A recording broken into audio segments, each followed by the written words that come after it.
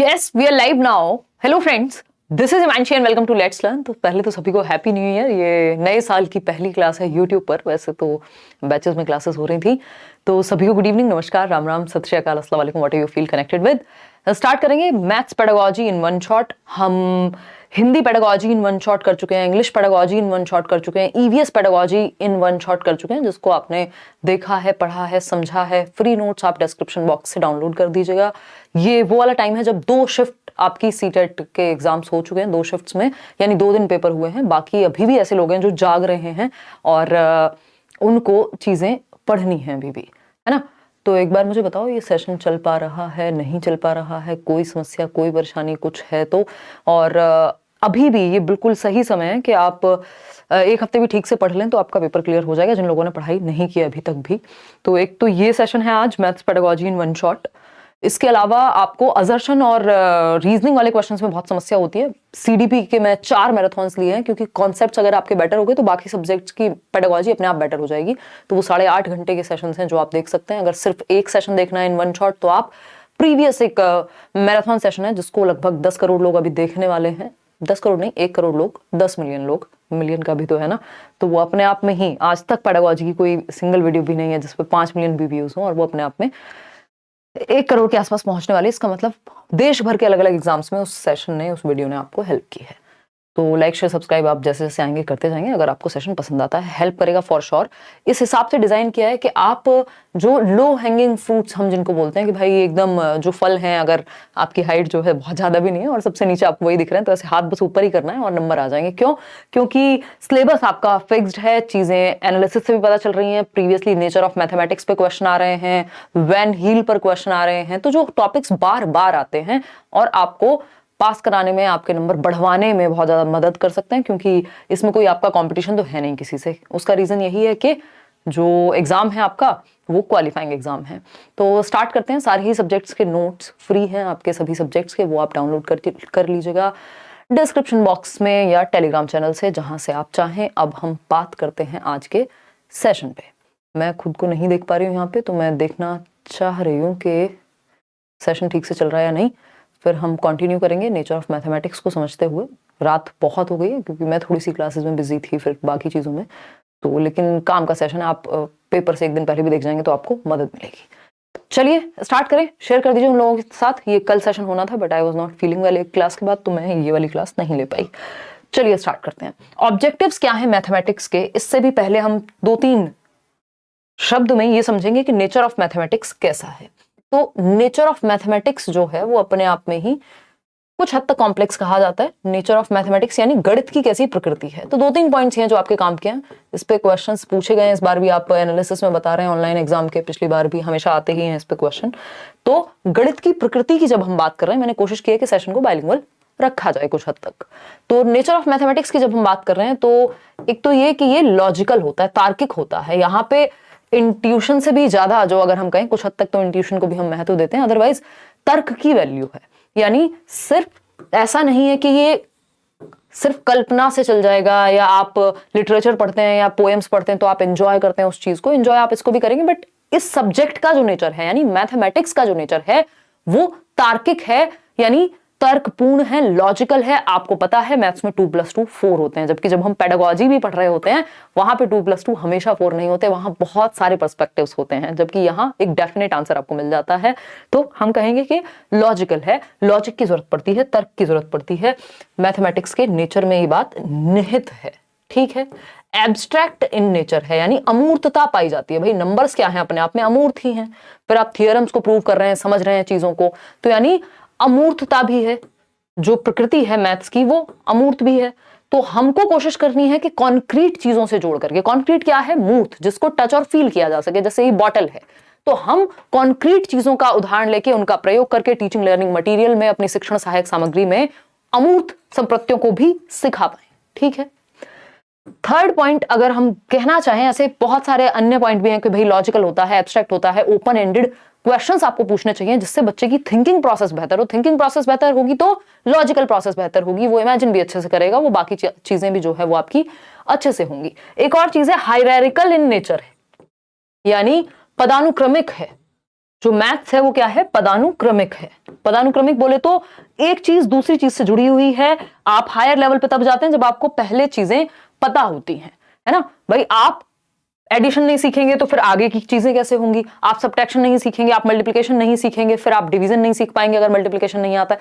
तो इस तरह की चीजें जो हैं जुड़ी हुई हैं आपस में, हायरार्की में है, यानी सिंपल टू कॉम्प्लेक्स तो जाएगा ही। हायरार्की क्या होती है, हमेशा लोअर लेवल से अपर की तरफ जाती है। आपने मैस्लो की हायरार्की पढ़ी है, ठीक। तो लोअर लेवल से अपर पे जाएगी। अगर आप बीच में स्किप करेंगे चीजें तो समस्या होगी समझने में। देखते हैं आप मैथ्स में, भाई आप अगर 2 दिन स्कूल नहीं गए तो मैथ्स का जो छूट गया उसको समझने में बड़ी दिक्कत होती है। हालांकि आजकल यूट्यूब का सहारा लिया जा सकता है, बट हम अपने जमाने की बात करें जब यूट्यूब नहीं होता था उस तरह से, तो क्या होता था कि अगर इंग्लिश का कुछ छूट गया, चलो पढ़ लिया, इसका मतलब ये नहीं बाकी सब्जेक्ट्स खराब हैं या पढ़ के समझ जाएंगे या कुछ करेंगे। मैथ्स में अगर आपका एक कॉन्सेप्ट मिस हुआ तो दिक्कत होगी कि आप नेक्स्ट कॉन्सेप्ट को बिल्डअप कर पाए अच्छे से। सबसे ज्यादा ये समस्या मैथ्स की ही होती है, क्योंकि यहाँ फिर इसलिए प्रैक्टिस की भी बात होती है बहुत ज्यादा। तो हायरार्किकल इन नेचर है, यानी पदानुक्रमक है। और एक चीज भी कही जाती है जो एनसीएफ कहता है आपका, टॉल शेप ऑफ मैथमेटिक्स। इसमें हम अभी आएंगे। टॉल शेप भी कुछ हद तक इसी बात को जस्टिफाई करता है कि जो स्पाइरल है, यानी चीजें आपस में गुथी हुई हैं, वर्तुलाकार हैं। और अगर एक कॉन्सेप्ट, अगर आपको एडिशन ही नहीं आता, मान लीजिए आपको सब्ट्रैक्शन ही नहीं आता, आपको मल्टीप्लिकेशन नहीं आता, अगर आपको कोई इक्वेशन दे दी जाए सॉल्व करने के लिए, आप कैसे करेंगे उसको सॉल्व। तो नए टॉपिक के लिए पुराना टॉपिक आना जरूरी है। यानी टॉल शेप तभी बिल्ड होगी, जैसे हम एक बिल्डिंग बनाते हैं, जब ये वाली नींव जो है आपकी मजबूत हो, तभी आप नेक्स्ट टॉपिक सीख पाते हैं। स्पाइरल करिकुलम जैसी भी एक चीज होती है जो ब्रूनर कहते हैं। तो हमें ये ध्यान रखना है, ये क्या है, लॉजिकल इन नेचर है, एब्स्ट्रैक्ट है, हायरार्किकल है इन नेचर, ठीक। आगे बढ़े, समझते हैं अब इसके ऑब्जेक्टिव्स क्या हैं, गणित क्यों पढ़ा रहे हैं हम। उद्देश्य तो होते हैं हर सब्जेक्ट के, तो ऑब्जेक्टिव्स की जब हम बात कर रहे हैं तो टीचिंग मैथमेटिक्स यानी गणित पढ़ाने के क्या उद्देश्य हैं, फटाफट से समझेंगे।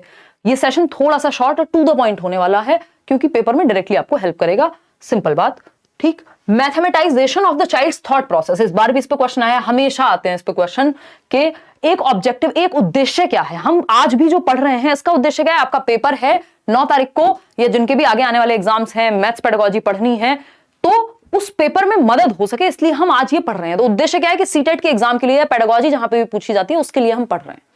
तो ये एक उद्देश्य हो गया, ठीक। तो उसी तरह से मैथ्स पढ़ाने का भी उद्देश्य है। मैथ्स पढ़ाने का उद्देश्य ये नहीं है कि बस टॉपिक्स आ जाएं, चैप्टर्स पता हो बच्चे को। ये एक कथन है जिसको बहुत बार रिपीट किया जाता है, बताइएगा किसका कथन है, मैंने नोट्स में दिया हुआ है। तो और कहा जाता है कि ये जरूरी है कि बच्चे बहुत ज्यादा गणित सीखने की बजाय उनके थॉट का मैथमेटाइजेशन हो जाए, उनकी थॉट में, उनके विचार में गणितीयकरण हो जाए, वो तार्किक ढंग से सोचना सीख जाएं, समझना सीख जाएं, उनके विचार, उनका दिमाग, उनकी थॉट प्रोसेस, चिंतन प्रक्रिया का गणितीकरण होना जरूरी है, बजाय कि हम क्या करें, बहुत ज्यादा गणित सीख लें। बिल्कुल, अब देखो अलग अलग लोग इस पे अलग अलग बात कर रहे हैं। डेविड व्हीलर का कथन है, ठीक, पॉलिया का नहीं है। पॉलिया ने अभी क्या दिया है, अभी इस बार भी पॉलिया से एक क्वेश्चन आया, अभी मैं नेक्स्ट टॉपिक में कराऊंगी। तो mathematisation of the child's thought process, बच्चे की विचार प्रक्रियाओं का गणितीयकरण।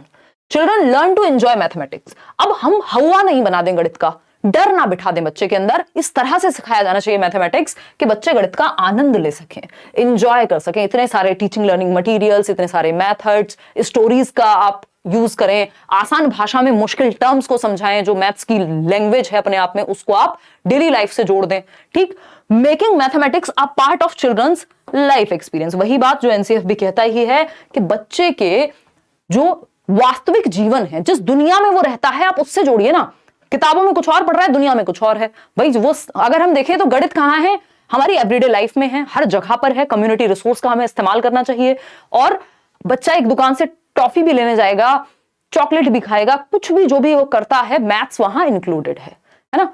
आप उससे कुछ पेन भी ले रहे हैं, उसका कोई खिलौना भी ले रहे हैं, तो वो उसमें भी नंबरों का प्रयोग करता है। तो हमें वास्तविक जीवन से जोड़ना है गणित को, बच्चे के अनुभवों का हिस्सा बना देना है, जो वो लाइफ को एक्सपीरियंस करता है। आप ट्रेवल कर रहे हैं, कोई टिकट खरीदना है, वहां आप मौका दे रहे हैं उसको कि अच्छा बताओ कितने पैसे अब वापस आएंगे, कितने जाएंगे। तो इस तरह की चीजें आप बच्चे के वास्तविक जीवन से जोड़ेंगे। तो ये जरूरी है कि आप गणितीकरण करें बच्चे की विचार का, बच्चे की चिंतन प्रक्रिया का, रेदर कि वो बहुत ज्यादा गणित जानता हो। व्हीलर भी ऐसा कह रहे हैं, और ये ऑब्जेक्टिव भी है। उद्देश्य क्या है कि बच्चे का थॉट प्रोसेस लॉजिकल बने, तार्किक बने, वो नंबर्स पे समझ पाए, जोड़ पाए, उनको दिमाग में जोड़ पाए, मतलब मैथ्स से जीवन को, ठीक। और एंजॉय भी करे मैथ्स को पढ़ते हुए, बोरिंग या बहुत डर ना उसके अंदर पैदा हो जाए।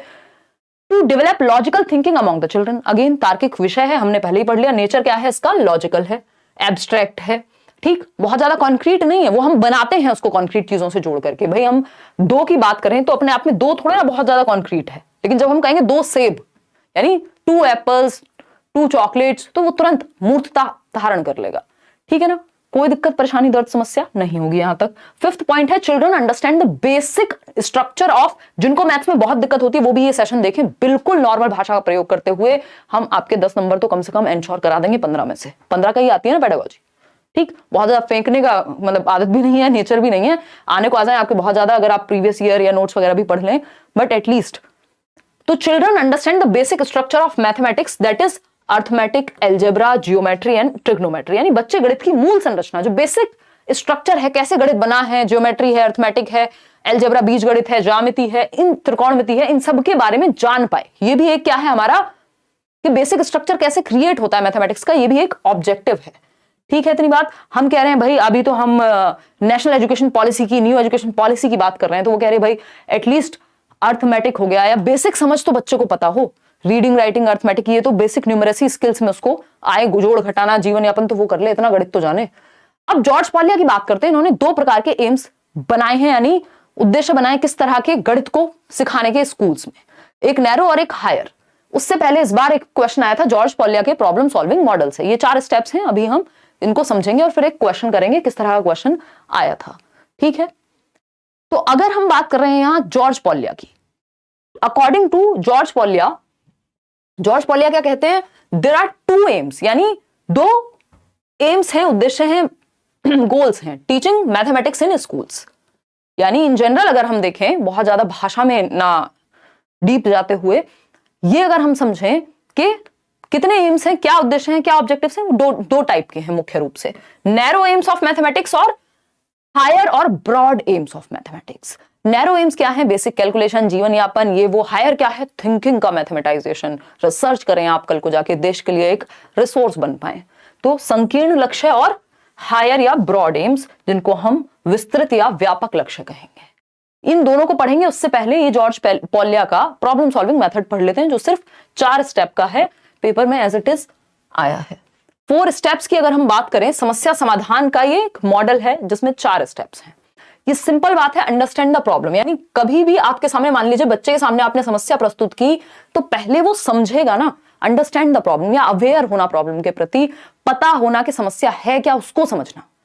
उससे पहले के पहले रोना नहीं शुरू कर देना। समस्या क्या है, सिलेबस मान लीजिए आप तैयारी कर रहे हैं, तो आप पहले जानेंगे ना सिलेबस क्या है, एक्चुअली समस्या है क्या, कितना स्कोर करना है, कैसे स्कोर करना है, वो सब बाद की बात आएगी। तो अंडरस्टैंड द प्रॉब्लम यानी समस्या को समझना।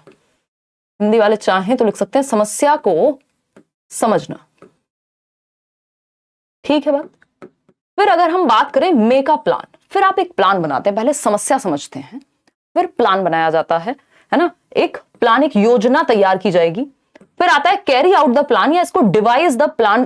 पहले हो गया आपका मेक अ प्लान में, अब आप apply the plan, carry out कर रहे हैं, उस प्लान को सच में प्रयोग कर रहे हैं, ठीक है ना। आपने देखा होगा अलग अलग मूवीज में प्रॉब्लम सॉल्विंग के लिए, है ना, वो धूम, कौन सी धूम 2, 3 वॉट एवर, है ना, वो ऋतिक रोशन को हीरा चोरी करना था, हम यहाँ पे चोरी करना नहीं सिखा रहे हैं, बट याद दिला रही हूँ आपको। तो वो कैसे एक प्लान बनता है हर एक छोटी चीज में, मैथ्स हो चाहे प्रॉब्लम सॉल्विंग किसी भी तरह की हो, वहां पे पहले आपको प्रॉब्लम को समझना पड़ेगा, फिर आप प्लान बनाएंगे, फिर उसको कैरी आउट करेंगे, यानी अप्लाई करेंगे। 4th है look back at the solution, यानी अब आप रिफ्लेक्ट करते हैं, इवेल्युएट करते हैं, जांचते हैं, वेरीफाई करते हैं, जो प्लान आपने बनाया क्या वो सही से इंप्लीमेंट हो पाया, या फिर काम नहीं कर पाई वो चीज, या उसको और बेहतर किया जा सकता था। तो ये 4 स्टेप्स हैं। मैंने इनका एक शॉर्टकट भी बताया था, आपको याद होगा, मैथ्स पेडागोजी के शायद 2 सेशन मैंने डिस्कस किए थे ना। और तो ये पॉलिया का, जॉर्ज पॉलिया का प्रॉब्लम सॉल्विंग मॉडल है, इस पे हम अब क्वेश्चन करेंगे। क्या था इसमें, यूडीपीएल आई थिंक मैंने आपको नाम दिया था। यूडीपीएल क्या है, ये 4 स्टेप्स अगर हम जॉर्ज पॉलिया की बात करें कि understanding the problem, device a plan या मेक अ प्लान, फिर आप इंप्लीमेंट करते हैं, कैरी आउट करते हैं प्लान को, और लास्ट में है आप लुक बैक करेंगे या रिफ्लेक्ट करेंगे, क्या सही प्लान बना, क्या सही से इंप्लीमेंट हुआ, क्या इसमें चेंज कर सकते थे, वेरीफाई करते हैं या जज करते हैं बाद में जाकर के लास्ट में। तो ये 4 स्टेप्स हैं, यूडीपीएल से आप याद रख सकते हैं। अब आपके सामने मान लीजिए एक क्वेश्चन आता है, और क्वेश्चन क्या कहता है, ऑनलाइन एग्जाम का ही क्वेश्चन है। ये कहता है which of the following is the correct order according to Polya's problem solving model. Again कुछ भी ऐसा नहीं करेंगे जिससे आपके सर में दर्द बहुत ज्यादा हो जाए और नंबर उससे बहुत ज्यादा आते ना हो, क्योंकि एग्जाम टाइम है, काम की चीजें पढ़ेंगे। तो निम्नलिखित में से कौन सा, और आपका एक धर्म होना चाहिए कि आपके पास जो नोट्स आपको लेट्स लर्न से मिले हैं फ्री, वो सभी तक पहुंचा देना। किसी का मन नहीं भी हो तब भी उसको कहो बेटा पढ़ ले, कोई दिक्कत नहीं, इससे नुकसान नहीं होगा, है ना। कुछ भी तैयारी आपने अभी तक की है, कहीं से भी की है, वो नोट्स आप एक बार पढ़ लीजिए, आपको डायरेक्ट क्वेश्चंस पेपर में देखने को मिलेंगे, मिल रहे हैं लोगों को, जितनी 2 दिन के पेपर हुए हैं 4 शिफ्ट में। चलिएगा, बी कह रहे हैं हम सभी, यानी विच of the following is the correct order. क्या करेक्ट ऑर्डर है? अंडरस्टैंड द प्रॉब्लम, यूडीपीएल आपको याद ही होगा, हाँ, प्रॉब्लम अंडरस्टैंड करना सही है। डिवाइस अ प्लान, हाँ ये भी सही है भाई। लुक बैक, मतलब कैरी आउट करने से पहले लुक बैक करने लग जाएंगे, इतने तो बुद्धू नहीं है हम। Understand the plan, devise a plan या make a plan, carry out the plan और लुक बैक। आप रिफ्लेक्ट या वेरीफाई या इवेल्युएट लास्ट में करते हैं, पहले तो आप देखेंगे ना। तो B option is the right answer. बाकी सभी में स्थिति सही नहीं है। अंडरस्टैंड द प्रॉब्लम इन्होंने बाद में कर दिया भाई, सबसे पहले तो प्रॉब्लम को ही अंडरस्टैंड करेंगे, ठीक है ना। तो B option is the right answer. आगे बढ़ेंगे, नैरो एम्स। अभी हम जॉर्ज पॉलिया की बात कर रहे थे ना, उन्होंने किस तरह से नैरो और ब्रॉड एम्स की बात की है भाई। नैरो और ब्रॉड एम्स की बात की है। संकीर्ण या नैरो एम्स, पहले हम गणित सिखाने के पढ़ाने के पढ़ेंगे कि संकीर्ण या जो छोटे लक्ष्य हैं वो क्या हैं। तो पहला पॉइंट है, these aims emphasise on turning out employable adults, यानी भैया नौकरी पेशा वाले बन जाएं, अपना जीवन यापन कर लें। पहला तो इनका एक ये उद्देश्य है। Who can contribute to social and economic development, इस देश के सामाजिक और आर्थिक विकास में जो सहायता प्रदान कर सके, ऐसे नागरिक हम तैयार कर पाए। तो ये उद्देश्य है, रोजगार योग्य वयस्कों को तैयार करना या तैयार करने पर जोर देता है, और जो सामाजिक और आर्थिक विकास में देश में योगदान दे सके। कि भाई अगर पहले रोटी नहीं है तो रोटी के बारे में सोचोगे ना, बाद में रिसर्च के बारे में सोचोगे।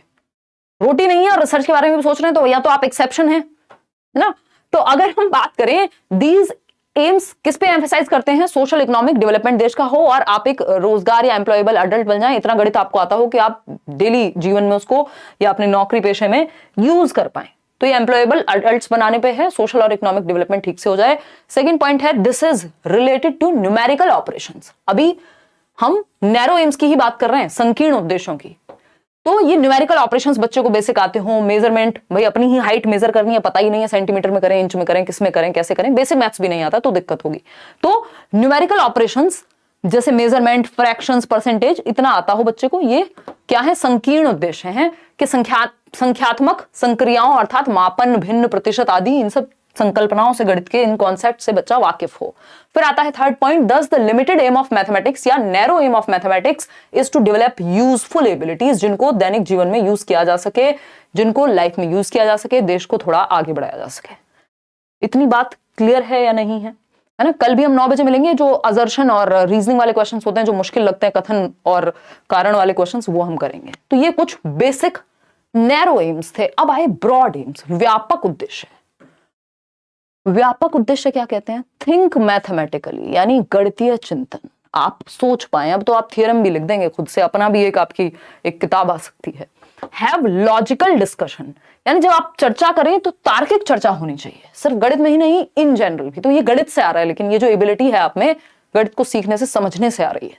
तो आपका थिंकिंग प्रोसेस मैथमेटाइज हो जाए। मैथमेटाइज हो जाए मतलब लॉजिकल हो, एब्स्ट्रैक्ट हो, हायरार्किकल हो, मतलब जिसमें कुछ वजन आए। लॉजिकल डिस्कशन आप रख पाए, ठीक बात है। ये क्या है? ब्रॉड एम है। जैसे अगर हम शिक्षा की भी बात करें तो शिक्षा के भी नैरो एम्स में हम देख लेते हैं कि यार नौकरी लग जाए, ये हो जाए, है ना। हालांकि हम में से बहुत सारे लोग सिर्फ उस तक सीमित भी रह जाते हैं, जबकि ब्रॉड एम्स क्या है भाई?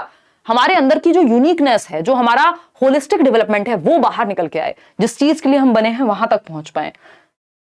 फाइंड लॉजिकल कंक्लूजन्स, यानी निष्कर्ष जो है, जो बिलीफ्स है, हमारे विश्वास हैं, हमने सुना है ऐसा होता है, ये होता है, वो होता है, उसके लिए हम तार्किक मनन कर पाए, तार्किक मतों तक पहुंच पाए। सिर्फ मान ना ले कि बिल्ली रास्ता काट गई तो हाँ ऐसा ही होगा। तो जो हमारे बिलीफ्स हैं, जो हम मानते आ रहे हैं, जो हमारे विश्वास है, उनका लॉजिकल कंक्लूजन निकाल पाए। इसके लिए गणित में आप देखते हैं थियरम प्रूव कर रहे हैं, ये कर रहे हैं, वो कर रहे हैं, तो पहुंच रहे हैं आप। आपने देखा होगा मैथ्स में आंसर को वेरीफाई करने के भी 2-3 तरीके होते हैं, आप खुद ही जांच सकते हैं कि आंसर सही आया है कि गलत। तो आप कंक्लूजन तक पहुंच पा रहे हैं, जस्ट विश्वास पे नहीं है। अंडरस्टैंड एब्स्ट्रैक्टनेस, यानी अमूर्तता को समझना। यही हम बात कर रहे थे ना, नेचर कैसा है? अमूर्त है। नंबर्स की दुनिया में आप समझ पा रहे हैं चीजों को, एब्स्ट्रैक्टली आप समझ पा रहे हैं। Find solution to a problem, यानी एक समस्या का समाधान आप खोज पा रहे हैं। ये बहुत बड़ी बात है कि आपका जो ब्रेन होगा वो प्रॉब्लम सॉल्विंग पे बेस्ड होगा। बहुत ज्यादा आप जिनकी लॉजिकल एबिलिटी ज्यादा होती है बहुत ज्यादा फंसते नहीं है चीजों में, ठीक है ना। तो find solution to a problem, एक समस्या का समाधान कैसे ढूंढेंगे, लॉजिक के थ्रू।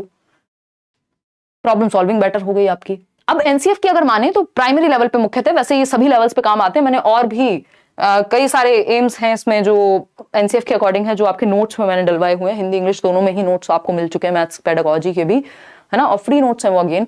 अगर हम बात करें एनसीएफ 2005 की, तो पहला उद्देश्य क्या है, ensuring numeracy in all children. Ensuring numeracy in all children is an important aspect of universalization of elementary education, UEE। जो पुरानी पॉलिसीज हमारी कहती हैं कि यार एलिमेंट्री एजुकेशन जो है यूनिवर्सल हो, हर बच्चे को हम एक लेवल की शिक्षा तो दे पाएं। तो संख्यात्मकता सुनिश्चित करना, बेसिक मैथमेटिक्स की कैलकुलेशन, जोड़ना घटाना भाग गुणा, जो बेसिक कॉन्सेप्ट हैं, नंबर स्किल्स है, अर्थमेटिक है, जोड़ना, ये सारी जो चीजें हैं जो डेली लाइफ में यूज होती हैं चीजें, तो उतनी बेसिक न्यूमरेसी बच्चे को पता हो। आगे बढ़ेंगे।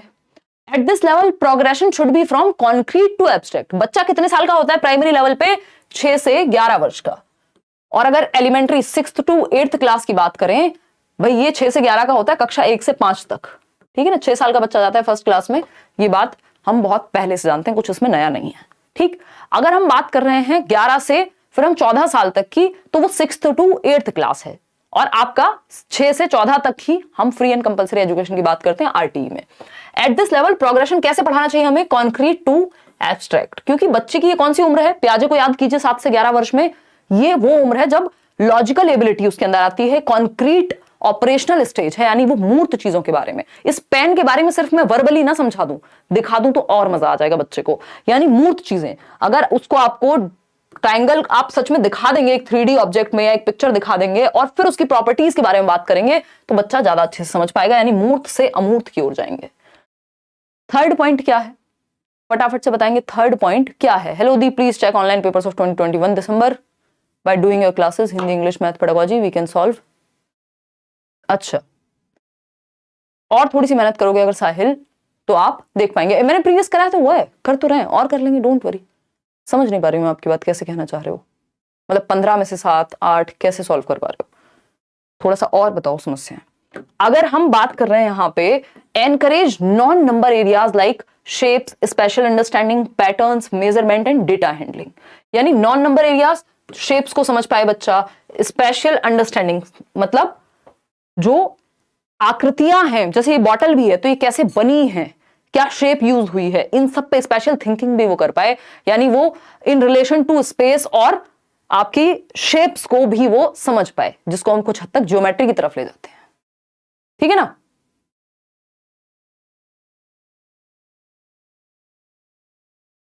बहुत बढ़िया।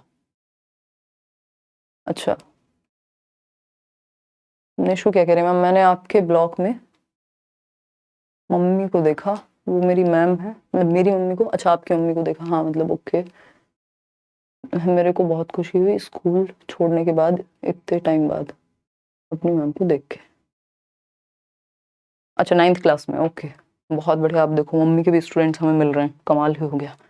चलिए धन्यवाद आपका। देखिए इधर तो एनकरेज नॉन नंबर जो शेप्स हैं, स्पेशल अंडरस्टैंडिंग है, पैटर्न को बच्चा समझ पाए। अभी पैटर्न्स पे हम पढ़ेंगे, टेसिलेशन, मेजरमेंट, डेटा हैंडलिंग, इन सब को भी वो बेसिकली प्राइमरी लेवल पे समझ पाए। अच्छा यहां से एक चीज जरूर निकल के आती है कि आपको पता होना चाहिए, पेपर में आपको दे देगा शेप्स आप पढ़ते हैं प्राइमरी लेवल पे, स्पेशल अंडरस्टैंडिंग आपकी बेटर कराई जाएगी, पैटर्न्स आप पढ़ते हैं, मेजरमेंट, डेटा हैंडलिंग ये सब पढ़ते हैं। क्या नहीं पढ़ते, रेशो एक चैप्टर है जो आप नहीं पढ़ते। इस तरह से आपको थोड़ा सा ध्यान रखना है कि कौन से वो चैप्टर्स हैं जिनको हम प्राइमरी लेवल पे नहीं पढ़ते।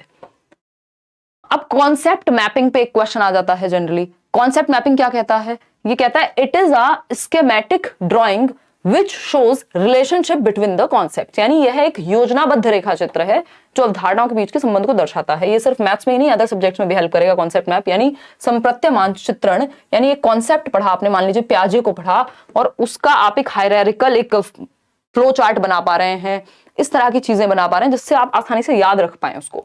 तो ये स्कीमेटिक ड्राइंग है जिससे आपके स्कीमा में, आपके ब्रेन में चीजें फिट हो सके, और जिसमें एक कॉन्सेप्ट का रिलेशन दूसरे कॉन्सेप्ट से शो किया जाता है। It is a hierarchical structure, पदानुक्रमित संरचना होती है। हायरार्किकल मतलब फ्लो चार्ट बना हुआ है या जो चीजें आपस में जुड़ी हुई हैं, एक टेबल बनी हुई है, ठीक है ना। और साहिल एक काम कर लो इसमें ना कि प्रीवियस ईयर तो साथ में करना ही है, डायरेक्टली कुछ चीजें मिलेंगी आपको पेपर में, कुछ चीजें इनडायरेक्टली भी मिलेंगी, तो उस कॉन्सेप्ट को समझने के लिए प्रीवियस ईयर तो थोड़ा करना ही पड़ेगा, ठीक है ना। और मैंने कराया भी हुआ है, अगर आप सेशन देख लेंगे, 2-3 सेशन देख के भी चले जाएंगे तो भी हेल्प हो जाएगी आपकी उस सब्जेक्ट में। देखिएगा और भी कुछ क्वेश्चंस करा दूंगी। थर्ड पॉइंट देखिएगा, it can be build either by the teacher और लर्नर, या तो ये टीचर के द्वारा बनाया जा सकता है या लर्नर के द्वारा, यानी दोनों बना सकते हैं। भाई आपका टीचर भी आपको कॉन्सेप्ट मैप बनवा सकता है और आप खुद भी, किसी टॉपिक को आपने पढ़ा है तो आपको याद रखना है, अच्छा प्याजे में 4 स्टेजेस थे, अच्छा वो 4 स्टेजेस कौन सी थी, 4 एलिमेंट्स कौन से थे, तो वो कॉन्सेप्ट मैप बन जाएगा जो आप फ्लो चार्ट के रूप में या उसमें अलग अलग शेप या कलर के द्वारा प्रॉपर एक चार्ट जैसा बना सकते हैं। It connects the new concepts with the previous knowledge, जो आप नया सीख रहे हैं उसको आप प्रीवियस नॉलेज से जोड़ते जाते हैं। It is a method which makes learning successful, of course ये कॉम्प्रिहेंशन आपका यानी आपकी समझ जो है वो बेहतर होती है और लर्निंग आपकी ठीक से हो पाती है। अगर आप इसको देखना चाहें तो ये ऐसा दिखता है कुछ। अगर हम कॉन्सेप्ट मैप की बात करें तो हम क्या है, ट्राइंगल के बारे में जान रहे हैं मान लीजिए, तो अब ट्राइंगल को सिखाने के लिए हमने क्या किया, एक कॉन्सेप्ट मैप बनाया। एक तरफ मान लीजिए उसकी डेफिनेशन लिख ली या अपने शब्दों में उसकी डेफिनेशन लिख ली, मान लेते हैं डेफिनेशन भी नहीं लिखी, जस्ट एक रिलेशन बना लिया। एग्जाम्पल क्या है ट्राइंगल का, ये एक एग्जाम्पल है, ठीक, ये भी एक एग्जाम्पल है। एक नॉन एग्जाम्पल लिया, नॉन एग्जाम्पल पता है ना, एग्जाम्पल्स और नॉन एग्जाम्पल्स दोनों ही जरूरी हैं अच्छे से समझने के लिए, आपके सीडीपी में भी क्वेश्चन आता है। नॉन एग्जाम्पल मतलब जो इनडायरेक्टली ये समझा सके हमें कि भाई ट्राइंगल, हमें सर्कल देख के ये पता चल गया कि ये ट्राइंगल तो नहीं होता। जैसे हम बात करते हैं जब हम बर्ड्स की बात कर रहे हैं और हम डॉग का एग्जाम्पल ले, तो वो नॉन एग्जाम्पल हो गया कि बर्ड्स कौन से नहीं होते, वो हमें नॉन एग्जाम्पल से समझ आ गया। तो ये क्या हुआ, एक फ्लो चार्ट हमने बना लिया या हमने कॉन्सेप्ट मैप बना लिया, यानी इस कॉन्सेप्ट से जुड़ी हुई बातें इस चार्ट में रख ली हमने कि डेफिनेशन क्या होती है एग्जैक्टली, फिर मेरे शब्दों में क्या है, इसके कितने एग्जाम्पल हो सकते हैं, राइट एंगल कौन सा है या इक्विलेटरल कौन सा है, तो वो आपने क्या किया, एक फ्लो चार्ट में कॉन्सेप्ट मैप में बना लिया जिससे चीजें याद रहे। जैसे एक और ये आपका कॉन्सेप्ट मैप है शेप्स के बारे में कि 3D शेप्स कौन सी होती हैं, तो आपने यहाँ पे क्यूबॉइड बना लिया, इधर आपने क्यूब बना लिया, है ना। या फिर अगर हम बात कर रहे हैं आपकी सिलेंड्रिकल शेप, तो सिलेंडर के साथ आपने एक शेप भी बना ली, ठीक। अगर हम 2D शेप्स की बात कर रहे हैं तो यहाँ पे 3 साइड्स होती हैं ट्राइंगल की, ये होता है। तो ये प्रॉपर्टीज आपने फ्लो चार्ट या हम कहें concept map basically inter related होता है, सारे टॉपिक्स से आपकी चीजें हायरार्किकल हैं, इजी टू डिफिकल्ट वे में बनाई हैं चीजें आपने। आगे बढ़ते हैं, समझते हैं कहानी है क्या। एक क्वेश्चन इस पे देख लेते हैं। क्वेश्चन है आपका, देखिएगा क्वेश्चन है आपका बहुत बढ़िया, okay, online course about KVS please tell me, कोई तो कह रहा है। उस पे आएंगे यार अभी, है ना, उस पे आएंगे क्या, करियर विल ऐप डाउनलोड कर लीजिए आप और वहां टीचिंग सेक्शन में आपको जाना पड़ेगा। अतः एडमिशन ऑलरेडी है, आप ले सकते हैं, मेहनत दबा के चल रही है, सारे टीचर्स कर रहे हैं, दिन में 7-7 क्लासेस हो रही हैं आपकी, मैं भी जुड़ी हुई हूँ साथ में।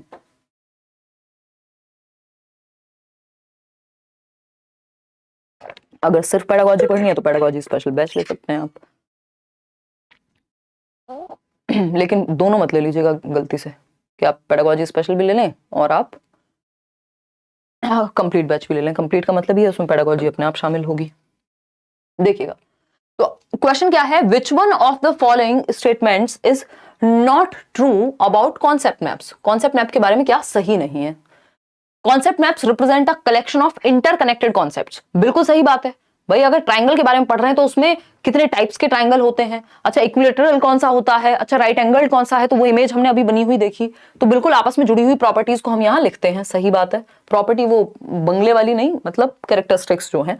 Concept maps should be constructed by teachers only, ये गड़बड़ है, क्योंकि बच्चे भी कंस्ट्रक्ट कर सकते हैं और टीचर खुद भी। भाई आपको नोट्स मिले हैं उसमें कॉन्सेप्ट मैप्स हैं, चीजें जुड़ी हुई हैं, कहीं कहीं आपको डायग्राम मिल जाएंगे, ठीक। Concept maps are hierarchical in nature, हाँ हायरार्किकल होते हैं, लिंक करते हैं प्रीवियस नॉलेज से नई नॉलेज को, बिल्कुल सही बात है।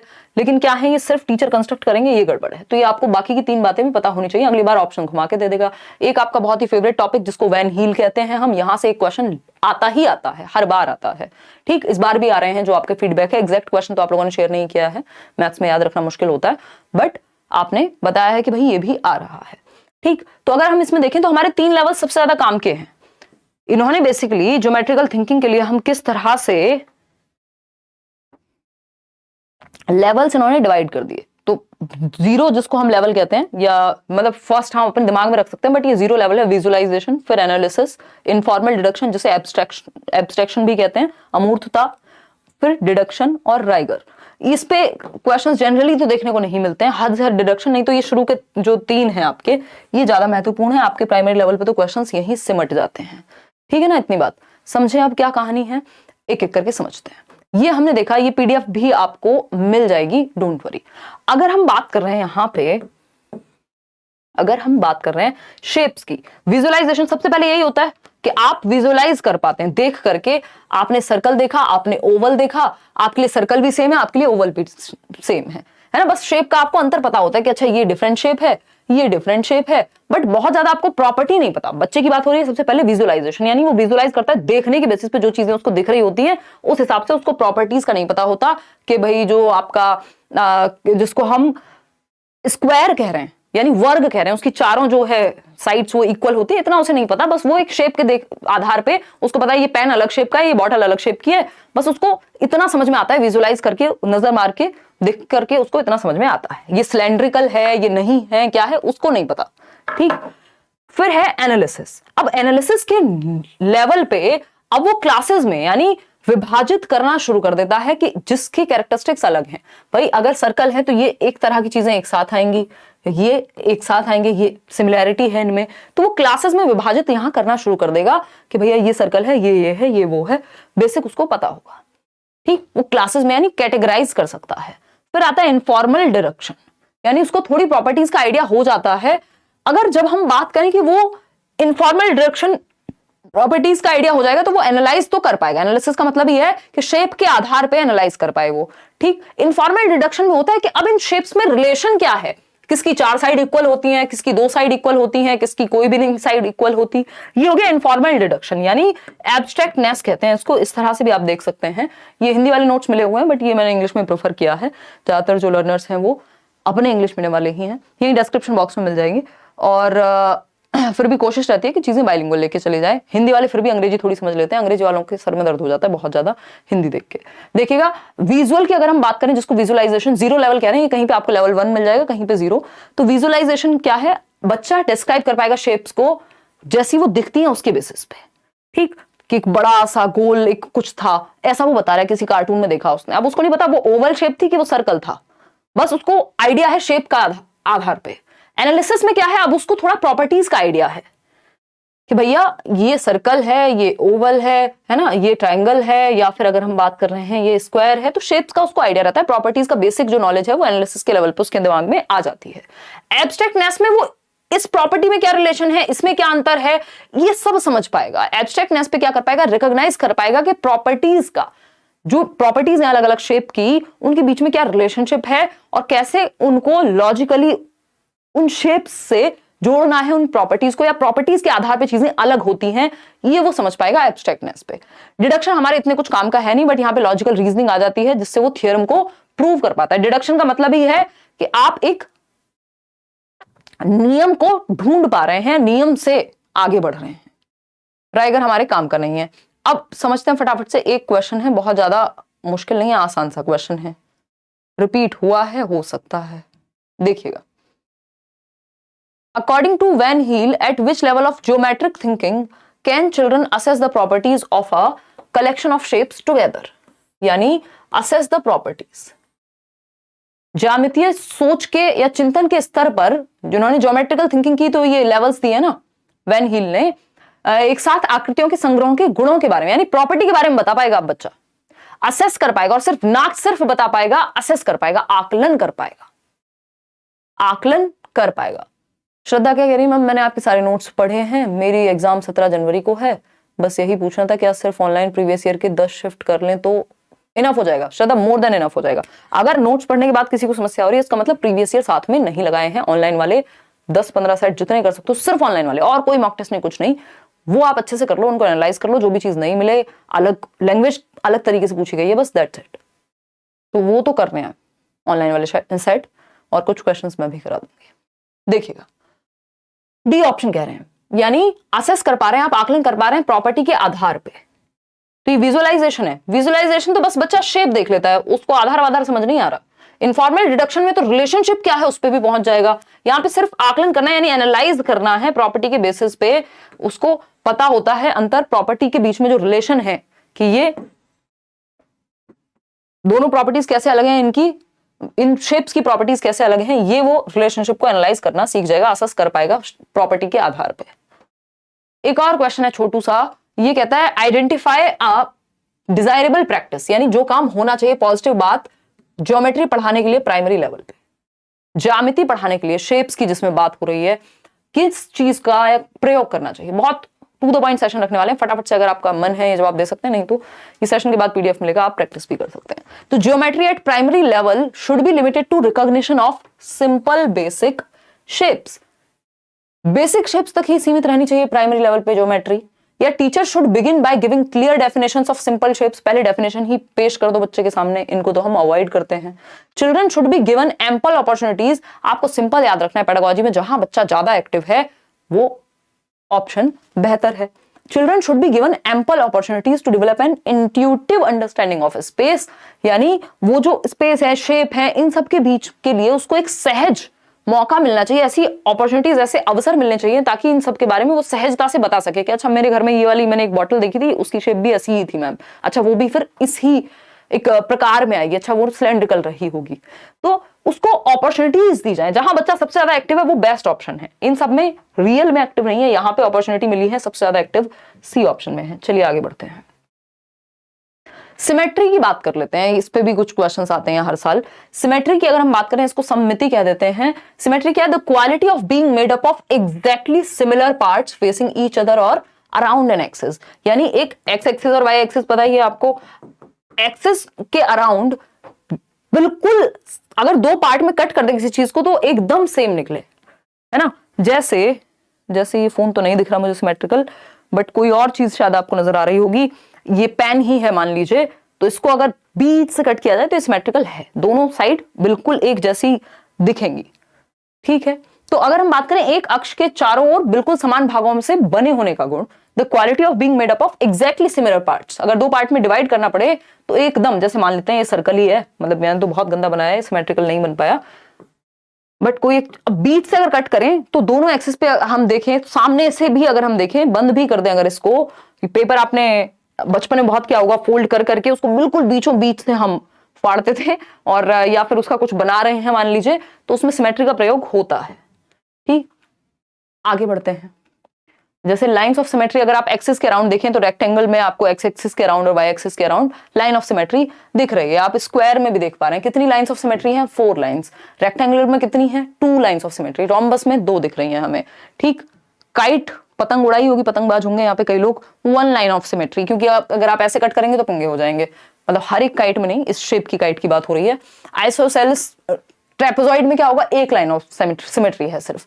तो इसी तरह से खैर इतनी आपके प्राइमरी लेवल पे बहुत ज्यादा पंगे आपसे नहीं लेते हैं। ये तो नहीं पूछता है कि कितनी लाइन ऑफ सिमेट्री है, बट ये जस्ट एक आइडिया के लिए है कि लाइन ऑफ सिमेट्री, जैसे आप ट्राइंगल में देख पा रहे हैं तो 3 लाइंस ऑफ सिमेट्री पाई जा रही हैं। ये आपके लेटर्स में भी अलग अलग चीजों में आपको फ्री मिल जाएगा, किस में सिमेट्री है किस में नहीं है। आते हैं टेसिलेशन पे। ये बेसिकली ऑप्शन में एलिमिनेट करने के लिए जनरली पूछा जाता है, बहुत अपने आप में अलग से नहीं पूछा जाता सिमेट्री, लेकिन ऑप्शंस में जरूर मिलता है आपको। देखिएगा, अगर हम बात कर रहे हैं यहाँ टेसिलेशन यानी चौपड़ की, क्या कह रहा है भाई टेसिलेशन? टेसिलेशन क्या कह रहा है ये पूछा है हमसे। अभी आएंगे कौन क्या कह रहा है, आएंगे।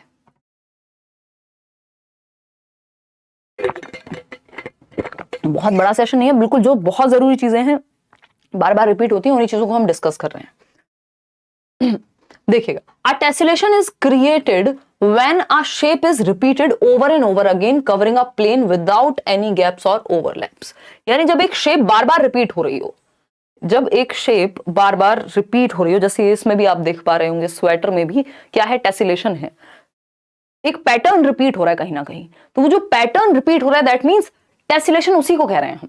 तो एक टेसिलेशन इज क्रिएटेड, कब क्रिएट होता है ये, जब एक शेप बार बार रिपीट होती है over and over again covering a plane, पूरे एक प्लेन को कवर करने में, विदाउट एनी गैप्स और ओवरलैप्स। यानी एक दूसरे के ऊपर चढ़े हुए नहीं है, ये ओवरलैप नहीं कर रहे, बस इस प्लेन को क्या किया हुआ है, कवर किया हुआ है, सेम शेप्स रिपीट हो रही हैं। आपने अपने घर की टाइल्स में देखा होगा, किसी होटल में देखा होगा, स्कूल में देखा होगा, तो सेम पैटर्न बार बार रिपीट होता है, उस स्पेस को कवर करता है। उसी को हम टेसिलेशन कहते हैं। हिंदी में भी आप इसको ऐसे ही याद रख सकते हैं, टेसिलेशन। चौपड़ भी बोल देते हैं इसको, कई लोग चौपाई बोल देंगे। तो ये टेसिलेशन के ही उदाहरण है, इस तरह जो पैटर्न्स बार बार रिपीट होते हैं। ये इस तरह की एक मैट तो हमने टीचिंग ट्रेनिंग में बनाई भी थी, बड़ा उसमें पैटर्न रिपीट करके, बड़ी मेहनत का काम था, है ना। तो ये क्या टेसिलेशन का उदाहरण है। उसमें देखिए आप, ये जो एरो वाली शेप है वो बार बार रिपीट हो रही है, वो रेड कलर आप देख रहे हैं, येलो कलर देख रहे हैं, उसी का रेपिटेशन है। तो अगर हम बात करें क्वेश्चन की, तो इस तरह का एक क्वेश्चन तो इस बार भी आ रहा है, ऑनलाइन में भी और ऑफलाइन में भी आता था। Which of the following topics are not part of primary school mathematics curriculum as per NCF 2005। वो किसी किसी बैच में अगर मुश्किल क्वेश्चंस आए, उसको लेके बहुत ज्यादा बैच बोल रही हूँ शिफ्ट में, तो उसको देख लेना है अगर कुछ नया मिला है तो, जैसे ऑनलाइन की ही बात करें। अदरवाइज जो कॉमन टॉपिक्स हैं वो स्टिल सेम ही है। कौन सा एक पार्ट नहीं है प्राइमरी मैथमेटिक्स के करिकुलम का। अब जो लोग स्कूल वगैरह में पढ़ाते हैं, ट्यूशन में पढ़ाते हैं, उनको तो आइडिया होना चाहिए, लेकिन हमने क्योंकि अभी पढ़ा है, टेसिलेशन बिल्कुल पार्ट है। देखो ज्योमेट्रिकल थिंकिंग से रिलेटेड जो शेप्स के ऊपर चीजें हैं वो सब तो हैं, अभी हम पढ़ तो रहे थे। तो टेसिलेशन है, सिमेट्री है, पैटर्न्स है, एक और हम कुछ पढ़ रहे थे, लेकिन रेशो, प्रपोर्शन, इस तरह के चैप्टर नहीं है। तो आपको इनके अराउंड जो दिखे कि यार ये कुछ डिफरेंट लग रहा है, जो इस लेवल पे नहीं पढ़ाया जाना चाहिए, तो एक ऑप्शन, एक क्वेश्चन ऐसा जरूर देता है जिसमें नॉट वाला एक चांस होगा, और बाकी की तीनों ऐसी चीजें होंगी जिनसे आप अवगत होंगे, आपने पढ़ी होंगी प्रीवियसली भी या आज आप जान रहे हैं। इंडक्टिव और डिडक्टिव रीजनिंग पे एक क्वेश्चन जनरली फेंक देता है आपके सामने। इंडक्टिव आप जानते हैं आगमनात्मक, निगमनात्मक है डिडक्टिव। इंडक्टिव से या डिडक्टिव से शुरू करते हैं। मान लीजिए deductive reasoning is the process of reaching conclusions based on previously known facts, यानी जो पहले से आप फैक्ट्स जानते हैं। फैक्ट्स प्रीवियसली नोन क्या है, रूल हो सकते हैं। तो रूल से आप एग्जाम्पल की ओर जाते हैं, यानी नियम से उदाहरण की ओर। मतलब आपको नियम पता है कि x प्लस वाई या a प्लस बी का होल स्क्वायर ये होता है। अब एग्जांपल्स आप इसके बहुत सारे क्वेश्चंस ट्राई कर सकते हैं। तो आप डिडक्टिव मेथड का प्रयोग कर रहे हैं जब आप एक फॉर्मूला से क्वेश्चंस प्रैक्टिस कर रहे हैं, तो जो तथ्य पहले से ज्ञात हैं उनका प्रयोग कर रहे हैं आप निष्कर्ष तक पहुंचने के लिए। अब आते हैं इंडक्टिव पे। तो inductive reasoning is the process of arriving at a conclusion. ये जस्ट ऑपोजिट है कि आप एक निष्कर्ष पे पहुंचते हैं, वहां आपके पास निष्कर्ष है, उसके बेसिस पे आप कहीं जा रहे हैं। तो यहां आप निष्कर्ष पे पहुंचते हैं कि आपको पता है अच्छा यार जो मिर्च होती है वो हरे रंग की होती है, हरे रंग की होती है, हरे रंग की होती है। तो आपने 4 हरे रंग की मिर्च देखी, 5वें पे आपने कह दिया, नियम बन गया, मिर्च जो है वो हरे रंग की ही होगी। हालांकि जब आप अगली बार रेड देखेंगे तो वो चीज चैलेंज भी हो सकती है। तो इंडक्टिव रीजनिंग में क्या होता है, एग्जाम्पल टू रूल जाते हैं, वहां रूल टू एग्जाम्पल, यानी उदाहरण से बहुत सारे उदाहरण देखते हैं आप, फिर उस चीज को नियम बना देते हैं कि ये चीज ऐसे ही होती होगी। तो एग्जाम्पल टू रूल जाते हैं आगमनात्मक तर्क में। इतनी बात क्लियर है। जैसे फॉर एग्जाम्पल हम गणित में तो देख ही रहे थे, जैसे a प्लस बी का होल स्क्वायर डायरेक्टली आपको ना बता के वो बना कैसे, वो पूरी प्रोसेस बताई जाए और अंत में फॉर्मूला पे आए, तो ये क्या हो जाएगा, इंडक्टिव मेथड हो जाएगा। अभी एक क्वेश्चन उन्होंने पूछा था, पुराना क्वेश्चन है बट बहुत प्यारा क्वेश्चन है, इससे बहुत आसानी से समझ में आ जाती हैं चीजें। अभी पहले हम देख लेते हैं इनमें दोनों में प्रोसेस कौन सी है। कि जैसे वो क्वेश्चन इस तरह का था, शायद मैंने इंक्लूड भी किया होगा। जैसे मान लेते हैं आपके सामने राइट एंगल, आपको पाइथागोरस थ्योरम समझानी है, लेकिन टीचर ने क्या किया, 4 शीट दे दी पेपर की, अलग अलग ट्रायंगल दे दिए उसमें, है ना, 4 शीट्स दी, अलग अलग बच्चों को दे दी और कहा कि अच्छा इनमें देखो कि कॉमन चीजें कौन सी हैं, प्रॉपर्टीज में कॉमन क्या है। बहुत ही गंदा ट्रायंगल बनाया मैंने, तो वो देख के अपने आप समझेगा कि हाँ यार एक चीज है जो इनमें रिलेशंस क्या है। तो पहले एग्जांपल्स प्रस्तुत किए, बाद में नियम बताया जाएगा। तो ये इंडक्टिव मेथड है, सिंपल क्वेश्चंस इस पे पूछे गए हैं। इट फॉलोज द मैक्सिम्स, अभी हम किसकी बात कर रहे हैं, इंडक्टिव की ही बात कर रहे हैं, कि पर्टिकुलर टू जनरल जाता है, यानी concrete to abstract, known to unknown, ज्ञात से अज्ञात। जो आपको पता है वो स्पेसिफिक, वो विशिष्ट है, और जहां तक आप पहुंच रहे हैं वो अज्ञात है, ठीक है ना। तो आप नियम आपके लिए अज्ञात होता है शुरुआत में, उदाहरण को आप जानते हैं कि ये हरा रंग मैं जानता हूं इस मिर्च के बारे में, तो ये क्या है, ये ज्ञात है। अज्ञात क्या है, नियम पे पहुंचना, कि अंगूर खट्टे ही होते हैं, वो फिर आप बहुत सारे अंगूर खा के देखेंगे तभी इस बात पे पहुंचेंगे। अगर हम देखें स्टेप्स क्या है इंडक्टिव मेथड में, यानी आगमन विधि में, आगमन का मतलब ये आप एक आगमन किस पे हुआ, आपका एक रूल पे पहुंचते हैं आप एग्जाम्पल से। पहले साइट एग्जाम्पल्स यानी उदाहरण उद्धृत करते हैं, कुछ उदाहरण पेश होते हैं, अच्छा ये हमारे पास उदाहरण है। ड्रॉ कॉन्क्लूजन्स मेथड्स की तरह यूज किया जाता है इनको हर एक सब्जेक्ट में।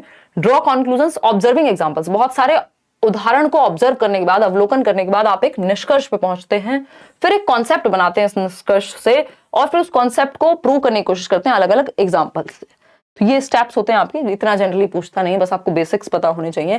जैसे डिडक्टिव मेथड में क्या है कि आपको जो आपके पास रूल है, मेथड है कि a प्लस बी का whole square a square plus B square plus 2ab, तो ये जो रूल्स हैं आपके सामने ये दिए जाते हैं पहले, और उसको आप फिर एग्जाम्पल से अटेस्ट करते हो। कितने भी क्वेश्चन आप सॉल्व करोगे वो चीज प्रूव होती है।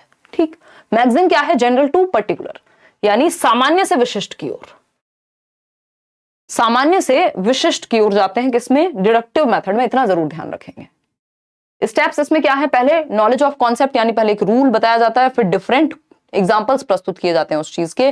पहले डेफिनेशन बता दी मान लीजिए नाउन की, और बाद में आपको एग्जांपल्स प्रस्तुत किए गए।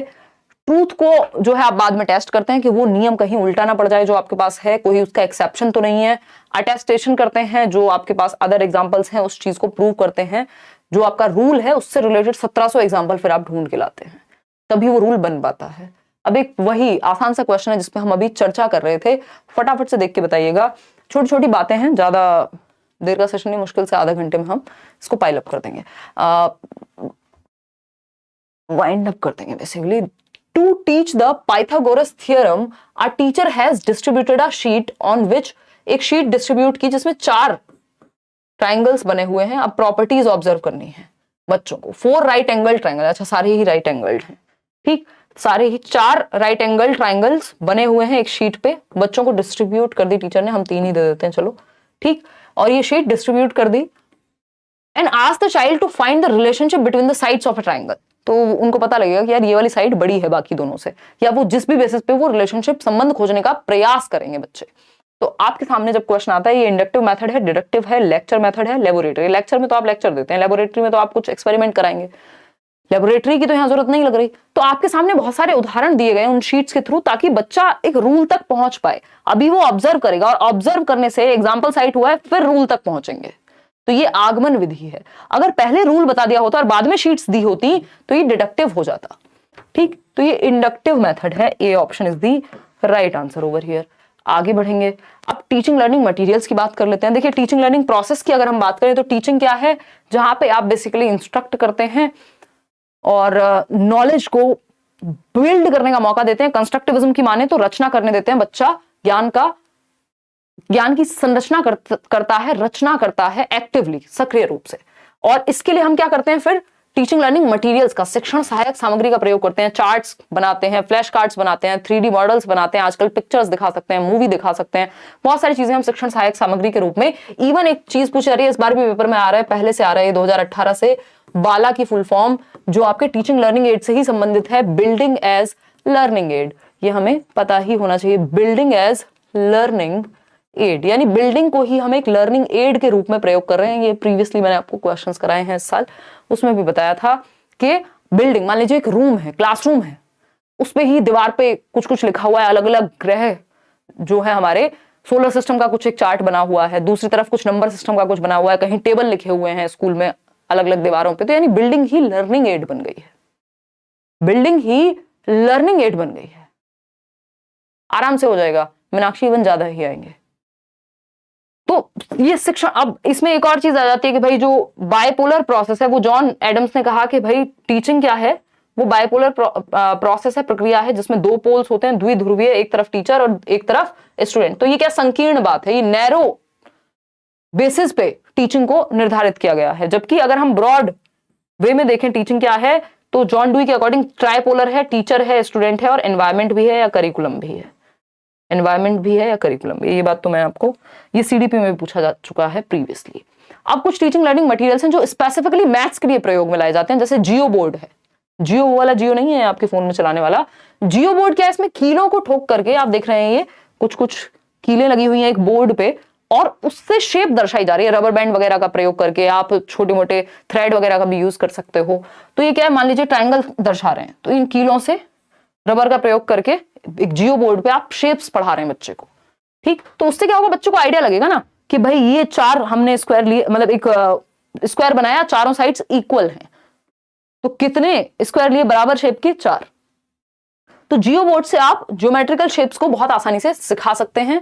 It is a square board, ये अपने आप में कैसा होगा, स्क्वायर बोर्ड होगा जिसमें छोटे छोटे स्क्वायर्स हैं जो आप देख ही पा रहे हैं, और इन विच नेल्स आर एम्बेडेड, यानी ये जो कीलें लगी होती हैं, with the use of rubber band, initial geometrical measurement and numerical concepts. कौन से कॉन्सेप्ट सीख रहे हैं हम, ज्योमेट्रिकल कॉन्सेप्ट्स। भाई ये जो शेप्स हैं ज्यामिति की ही तो हैं, ज्योमेट्रिकल कॉन्सेप्ट सीख रहे हैं हम इनिशियली, कि बेसिकली एक ट्राइंगल क्या होता है, या हम कहें एक सर्कल क्या होता है, एक रेक्टेंगल क्या है, एक स्क्वायर क्या है, और क्या सीख रहे हैं, मेजरमेंट। हम मेजर कर सकते हैं ना ये कितने बॉक्सेस में बना है, उस हिसाब से मतलब इनकी लेंथ वगैरह भी हम यहाँ बेसिक मेजरमेंट जान सकते हैं। ठीक, तो मेजरमेंट हम सिखा सकते हैं बच्चे को, इससे मापना। न्यूमेरिकल कॉन्सेप्ट सिखा सकते हैं कुछ हद तक, किससे, जियो बोर्ड से। तो ये 2-3 बातें हैं जो हम जियो बोर्ड का प्रयोग करके सिखा सकते हैं। फिर आता है अबेकस, इससे भी क्वेश्चन आता ही है अबेकस से हर बार। अगर हम अबेकस की देखें तो अबेकस को अबेकस ही कहते हैं हिंदी में, गिनतारा कहते हैं आई थिंक, हाँ। तो अगर हम कहें तो ये क्या है, ये बेसिकली इस तरह की बीड्स लगी हुई होती हैं। आपने अबेकस कहीं ना कहीं देखा होगा, छोटे छोटे, ये वैदिक मैथमेटिक्स का पार्ट हुआ करता था।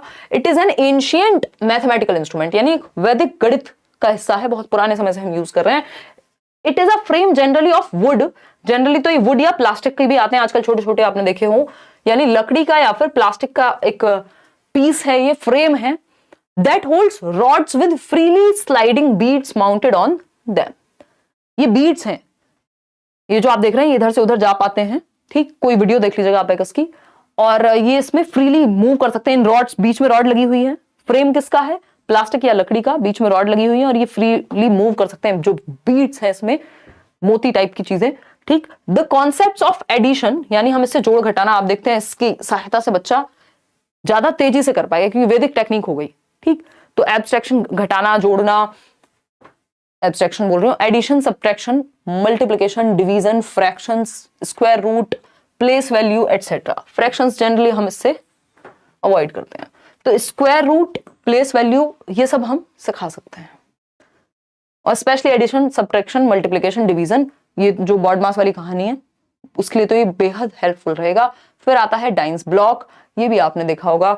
डाइंस ब्लॉक क्या है, dice block, these are manipulative tools used to teach basic addition, subtraction, counting, place value, multiplication, place value के लिए तो ये बहुत महत्वपूर्ण है। इस पे क्वेश्चन बहुत पूछा जाता है place value के लिए, तो आपका डाइंस ब्लॉक जो है बहुत महत्वपूर्ण है। और डेसिमल नंबर्स की अगर हमें मल्टीप्लिकेशन सिखानी हो तो ग्रिड का प्रयोग हम बहुत करते हैं इसमें से। These are 4 types of, इसमें 4 टाइप की चीजें यूज हो रही हैं। यूनिट्स किसको शो करते हैं, आपने वो देखा होगा, इकाई, दहाई, सैकड़ा, जो प्लेस वैल्यू है ना, हम सिखा सकते हैं ना इससे। तो ये जो यूनिट है एक, ये वंस को प्रदर्शित करती है, यानी इकाई को प्रदर्शित करती है। ठीक, फिर आता है आपका रॉड। रॉड जो है आप देख रहे हैं इसमें यूनिट्स लगी हुई है, ये वाली जो एक सिंगल यूनिट थी। तो ये रॉड अपने आप में टेंस को, यानी दहाई जिसको हम कहते हैं ना, दहाई को प्रदर्शित करती है। ये पूछ लिया जाता है डायरेक्ट क्वेश्चन। फ्लैट्स जो है, अब ये फ्लैट बनाया हुआ है इन्होंने, ये फ्लैट्स हंड्रेड्स का को रिप्रेजेंट करते हैं, यानी सैकड़ा जिसको हम कहते थे, if I am not wrong, Hindi में। ठीक है, और क्यूब अपने आप में, क्योंकि इसमें इतनी सारी यूनिट्स लगी हुई हैं, तो ये 1000 को, यानी 1000 को प्रदर्शित करेगा। तो यहां पे ये जानना बहुत जरूरी है कि जो यूनिट है वो इकाई को, यानी यूनिट को ही, वंस को, रॉड टेंस को, फ्लैट हंड्रेड्स को, और थाउजेंड्स को क्यूब। तो ये 4 चीजों का यहाँ पे प्रयोग होता है। 4 टाइप्स की चीजें। द यूनिट, जिसके थ्रू हम प्लेस वैल्यू वगैरह सीख रहे हैं, the unit cubes represent units, rods, ये सब मैंने आपको बता दिया है। ठीक, तो basic addition, subtraction, counting, place value, multiplication, ये सब आप डाइंस ब्लॉक से सीख पाएंगे। 3 डायमेंशन टीचिंग एड्स भी होते हैं कुछ, जिसको हम त्रिआयामी कहते हैं, जिसके 3 आयाम हैं।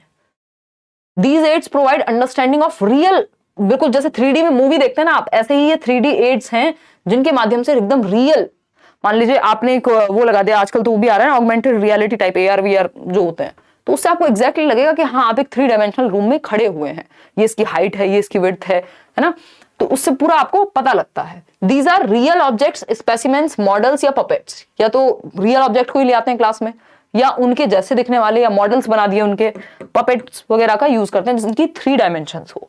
फॉर एग्जाम्पल, एक किसी ने ये मॉडल बनाया है, मॉडल्स बनते हैं ना, स्कूल में एग्जीबिशन लगती है, तो ट्राइंगल का जो है, इसको ऐसे नहीं बनाया कि जस्ट पेपर पे बना के दिखा दिया हो, इसको प्रॉपर बना करके दिखाया है। ये आपको दिख रहे हैं अलग अलग सब, इस पे जमे हुए हैं, चिपकाए हुए हैं, क्यूब को बना करके आप पूरे डब्बे का प्रयोग करके, इसी तरह सिलेंड्रिकल शेप, कोन को, तो ये 3D मॉडल हो गया।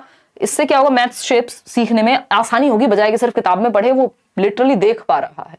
एक और छोटी सी चीज जिसपे हमने बात की थी शुरुआत में, टॉल शेप ऑफ मैथमेटिक्स, जो एनसीएफ में मेंशन्ड है। टॉल शेप ऑफ मैथमेटिक्स यानी गणित का ऊंचा कद, हाइट वाली टॉल शेप नहीं, ठीक। तो ये क्या कहता है देखते हैं एक बार। तो टॉल शेप ऑफ मैथमेटिक्स की जब हम बात कर रहे हैं, is where mastery of one topic is prerequisite for the next, यानी पहली रिक्वायरमेंट है, अनिवार्यता है कि आप नया टॉपिक तभी सीख पाएंगे जब आपको पहले वाला ओल्ड पुराना टॉपिक ठीक से आता हो। अगर किसी को एडिशन ही नहीं आता, मल्टीप्लिकेशन ही नहीं आती, उसको डिवीजन कैसे सिखाओगे? तो यानी आप देखते हैं 6th का गणित नहीं आता, 7th सीखने में बहुत दिक्कत होगी। क्यों? क्योंकि बेस ही क्लियर नहीं है। तो ये बेस को क्लियर करके ही आप नेक्स्ट टॉपिक पे जाएंगे, इसी को टॉल शेप ऑफ मैथमेटिक्स हम कह रहे हैं। यहां पे आगे बढ़ेंगे। अब ब्लूम टेक्सोनॉमी में बस हमें मेनली यहां पे ये देखना है कि एक तो बच्चे को हमें हॉट्स देने हैं। हॉट्स मतलब हॉट डॉग नहीं, HOTS higher order thinking skills, जिसमें बच्चे का थिंकिंग लेवल, लॉजिकल एबिलिटी ज्यादा यूज हो। लॉट्स क्या है? Lower order thinking skills. तो हमें पता है ये जो आपकी स्किल्स हैं ये लोअर ऑर्डर कहलाती हैं, ऊपर की जो स्किल्स हैं वो आपकी हायर ऑर्डर कहलाएंगी। ठीक, ब्लूम्स टैक्सोनॉमी पे अलग से वीडियो बनाई हुई है, इसमें अलग से दोबारा नहीं पढ़ने वाले हैं, उसको आप अलग से भी जाके देख सकते हैं। एक क्वेश्चन आप देख सकते हैं मैथमेटिक्स के नेचर पे। अब कुछ क्वेश्चंस ही आई थिंक, मुझे लग रहा है ये अंत हो चुका है आज के सेशन का। जो बहुत ही मुख्य बातें थी, जो बिल्कुल जरूरी बात थी, जो पेपर से आप 2 दिन पहले ही पढ़ के जाओगे, वही बातें हमने डिस्कस की हैं। नोट्स में भी आपको वही चीजें मिली हैं। देखिएगा, आगे बढ़े।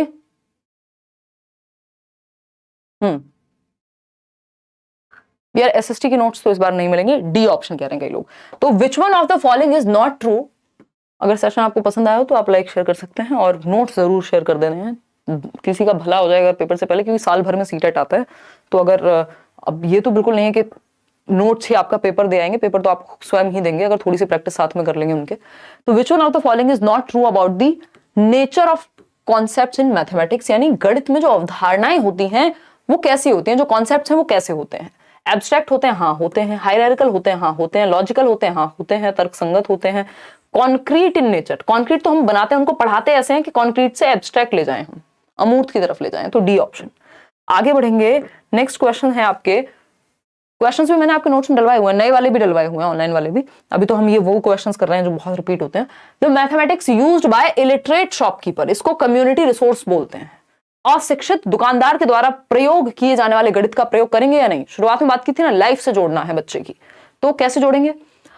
Is not useful in the mathematics classroom, यानी गणित की कक्षा में उपयोगी नहीं होता। जो अशिक्षित दुकानदार है, जिसने कभी शिक्षा नहीं ली स्कूल में आके, लेकिन वो गणित तो प्रयोग कर ही रहा है ना दुकान पे। Is very useful in solving all mathematical problems, भाई सारी प्रॉब्लम्स थोड़ी ना सॉल्व हो जाएंगी, कुछ कॉन्सेप्ट्स क्लियर हो जाएंगे। Has ambiguity and very low level of correctness in it, आपसे ज्यादा बढ़िया कैलकुलेशन हो सकती है, कई तो टीचर्स से अच्छी कैलकुलेशन हो जाएगी। जो लोग प्रॉपर शॉप पे रहते हैं, है ना, जो मेरी हाउस हेल्प आती है वो बता रही थी कि मेरी कैलकुलेशन बड़ी अच्छी है, क्योंकि पता नहीं किसी शॉप वॉप मतलब उनके घर में थी या जैसे भी। तो उसका फर्क पड़ता है कि आप डेली लाइफ में, कोई बच्चा है जो जिसके पिताजी मान लीजिए कारपेंटर हैं, तो वो शेप्स को समझने में उसको आसानी होगी, मेजरमेंट में उसको आसानी होगी।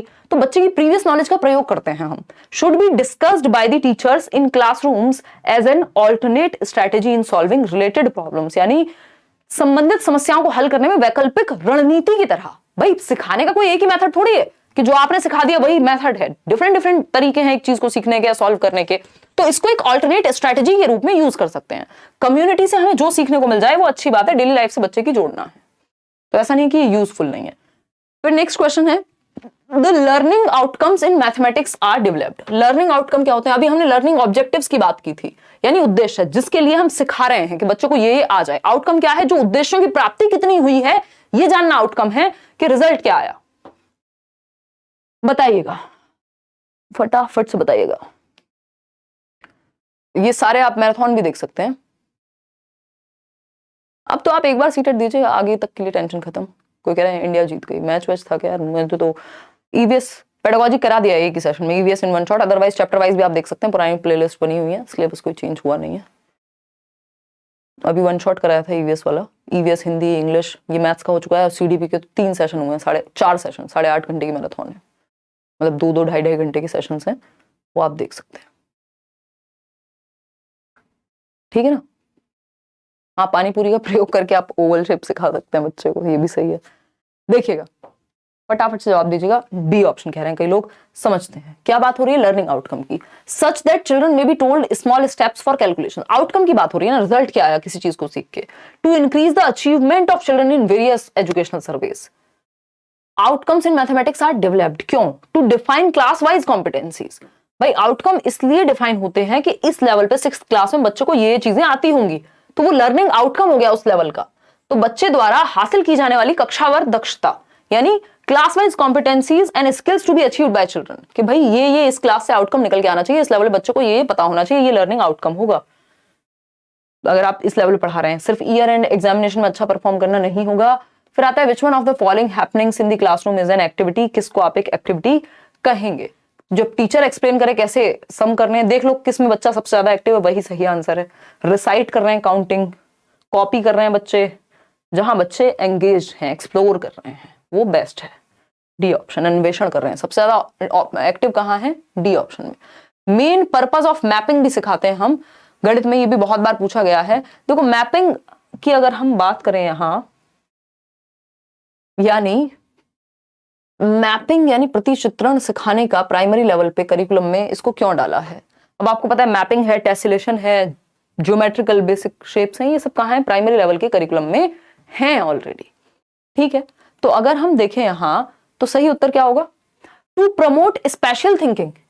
बिल्कुल सही बात है, स्पेशल मतलब स्पेस के बारे में, शेप्स के बारे में, है ना, प्रपोर्शन किस में यूज होगा, जैसे बॉटल भी बनी है तो इसमें भी कहीं ना कहीं मैपिंग का प्रयोग हुआ है।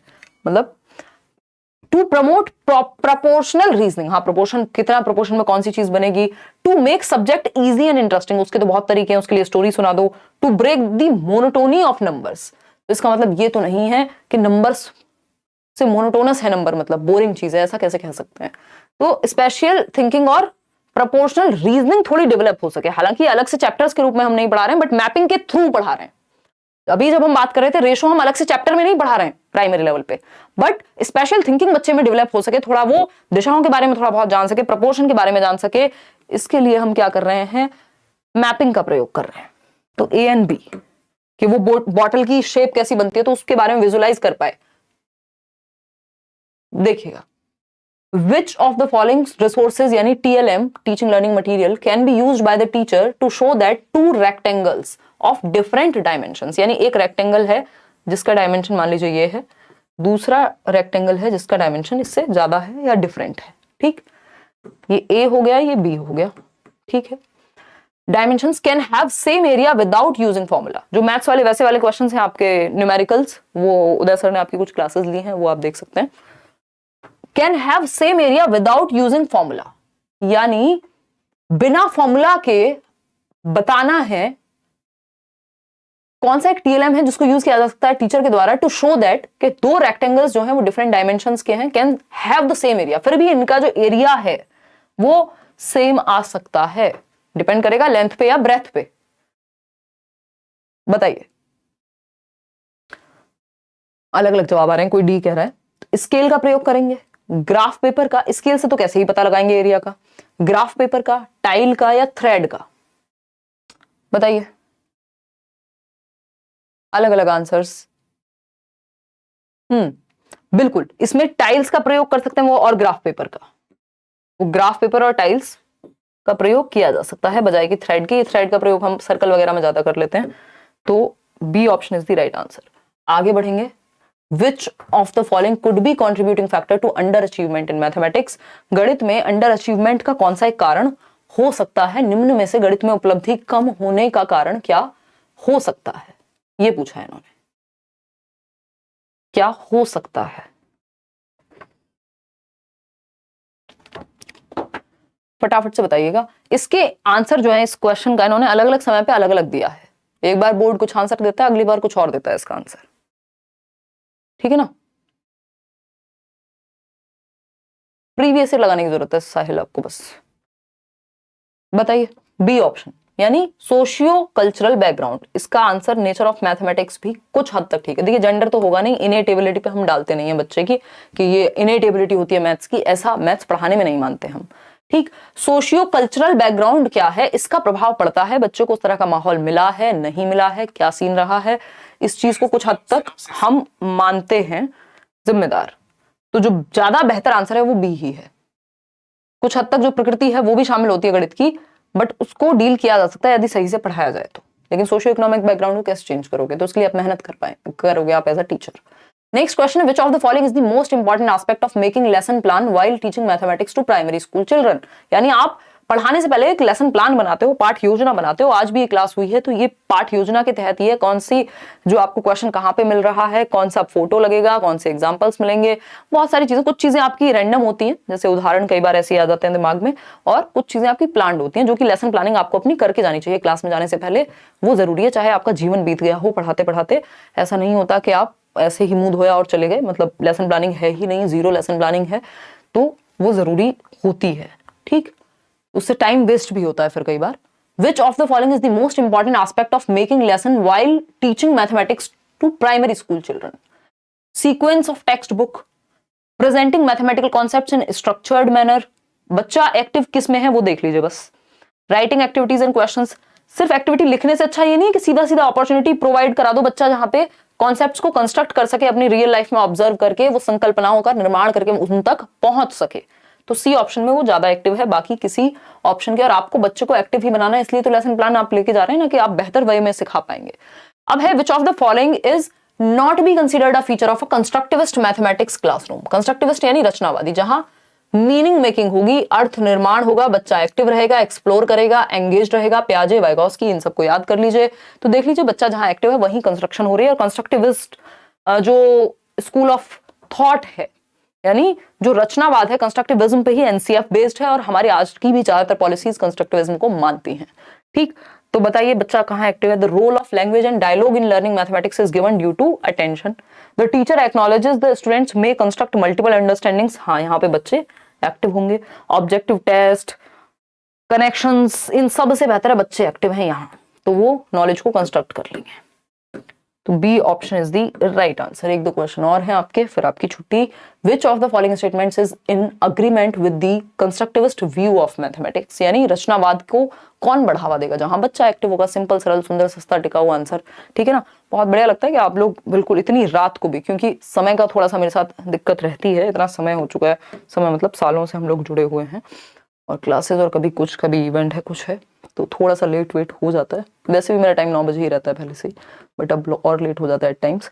रचनावादी दृष्टिकोण से की जा सकती है, बट आप इतनी संख्या में जुड़े रहते हैं, सीख पाते हैं रात को इतनी ठंड में, है ना? 5 डिग्री था सुबह दिल्ली में टेम्परेचर, 2 दिनों से ठंड बढ़ गई है आपकी, अभी भी 9 डिग्री टेम्परेचर है। चलिएगा, खैर ये तो ये भी बता देती बेचारी, देखिएगा। उसके on account of inability to understand the, हाँ तो ये तो एकोमोडेशन हो गया ना विश्वकर्मा, ये तो सिंपल है। Creation of a new scheme on account of liability inability to understand the environment with the existing scheme is known as accommodation. 200%, कोई दिक्कत ही नहीं है इसमें।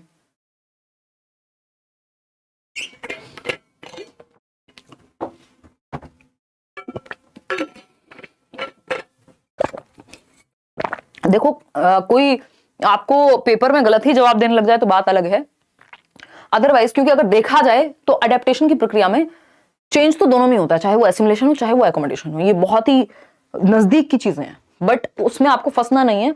ये सिंपल सा, आपको अगर आप बोर्ड का पेपर दे रहे हैं, बोर्ड मतलब कोई सीबीएसई है या फिर आपका D++ भी है, तो उस केस में सिंपल एकोमोडेशन है इसका जवाब, और होना भी चाहिए। जब आप पुराना स्कीमा की वजह से आपको दिक्कत होती है नई सिचुएशन या जो आज की सिचुएशन है उसको समझने में, नहीं हाँ एग्जिस्टिंग स्कीमा को ही चेंज करना पड़ रहा है ना, न्यू स्कीम की वजह से नया स्कीमा आपने बनाया, एकोमोडेशन आएगा।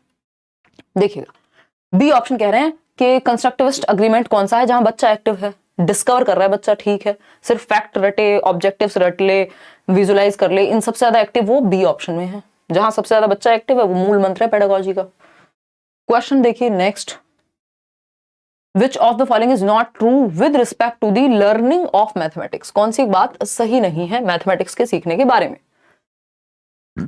इनेट होती है एबिलिटी, ये तो हम मना ही कर रहे हैं, हम नहीं मानते इनेट होती है पेडागोजी में।